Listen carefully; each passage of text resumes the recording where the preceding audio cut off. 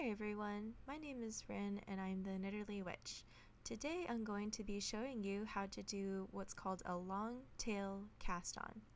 And what that is, as we discussed in concepts of knitting, is just putting loops on your knitting needle. So you're going to take a length of yarn and you're going to make it 3 times the total width of your finished product. So in this case, we're going to make just a short little swatch. So I'm going to take a little bit extra because I want to have a little tail to weave in at the end. So I'm just going to kind of eyeball that. And what I'm going to do here is I'm going to take the yarn in between my thumb and the rest of my 4 fingers and just wrap it around my index finger like so. And essentially what I'm doing is I'm just making a little knot. So I'm going to pull the loop through the loop that I made on my finger, and I'm going to take this and I'm going to just put it right here onto my knitting needle. And then you can pull on the other side to tighten it. And so now you have some working yarn right here, and you can see the tail on the desk below me. So now, let me just move this around here. This tail is going to be used to cast on these loops. So that's why we have such a long tail right now. So I'm going to take this, put that string over my thumb from the back to the front, and also I'm going to just grasp the rest of the yarn in the other 4 fingers on my hand. I'm not used to doing this so slowly, so you don't need to be so exact about how you do this, but essentially what you want to do is just make sure you grab the 2 strings in your last 2 fingers and then insert your index finger and your thumb in that makeshift kind of wide loop, and then bring your needle down closer to the flats of your fingers, and we're going to put the needle from under the loop on your thumb. So just go right in this direction on your thumb, right here, and then we're gonna grab that string with the needle.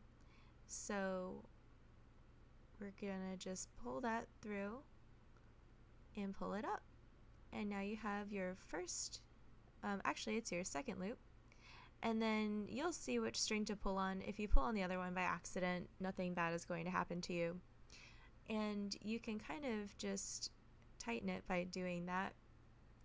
But you're going to just put your fingers back through that kind of loop that you made.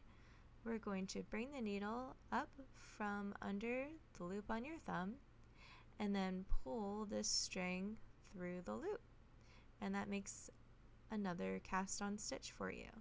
And then we're going to use our thumb to pull that string so that we don't have to lose our grip on the rest of the stitches every time. And we're going to continue to do this. So under the loop on your thumb, and then grab the string and pull it through the loop. And now you have 4 cast on stitches on your needle. So I would go ahead and try just casting on. So drop the string, the yarn, and then try to pick it back up and then put your fingers through, because really you're just trying to train your hands how to do this motion, and it'll get a lot faster as you learn how it feels best for you. But like I said, the concept is just, again, pulling the string that's over your index finger through the loop.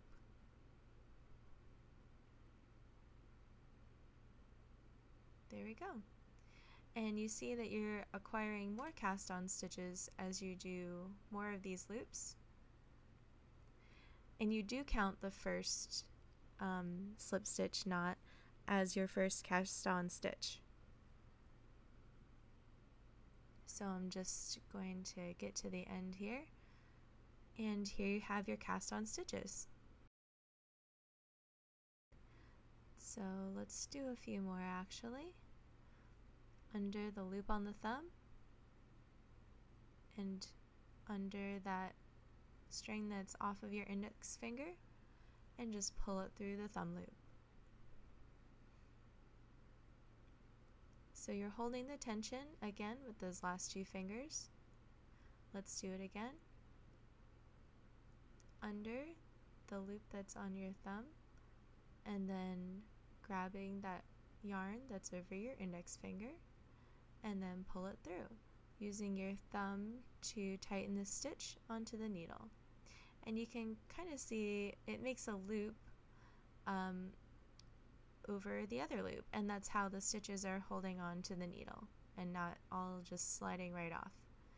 So again, and on our right hand we're keeping our index finger on the stitches so that they don't roll around. I just find that comfortable for me. So we pull up another loop here, and let's do that again. Pulling up another cast on loop under the thumb yarn, grabbing the index finger yarn and pulling that loop through the loop on your thumb. And so here we have some more cast on stitches, and you can see that it makes a nice line, and that's the stable basis of your knitting.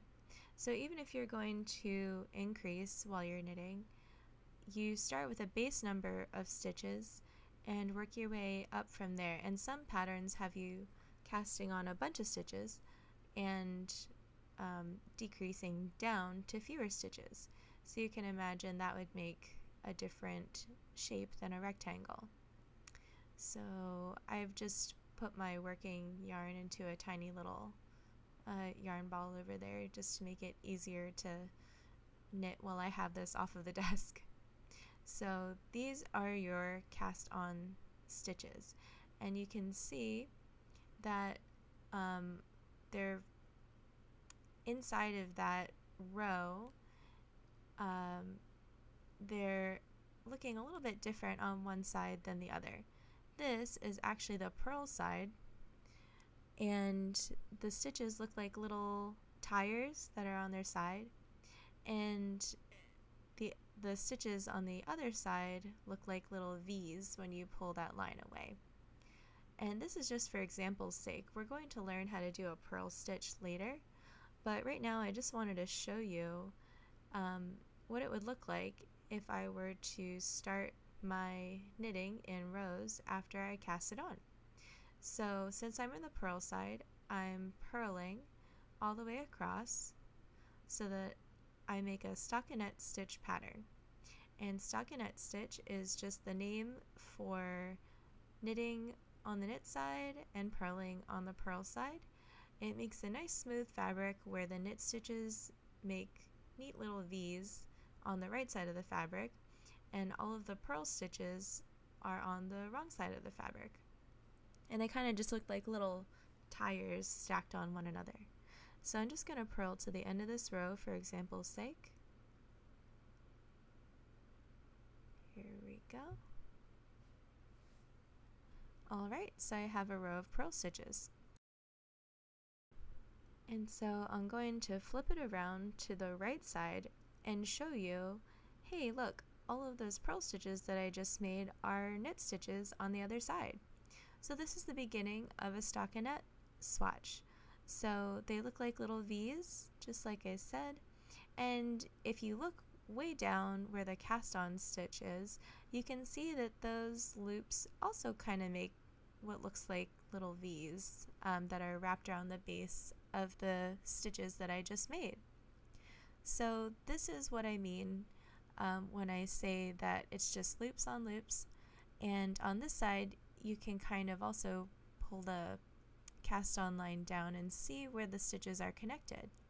So purl stitches are just the other side of a knit stitch. And so that concludes the tutorial on the long tail cast on. I'll see you guys in the next class, and don't forget to use the hashtag knitwithawitch on Instagram to tag your progress. Thanks so much. Bye bye.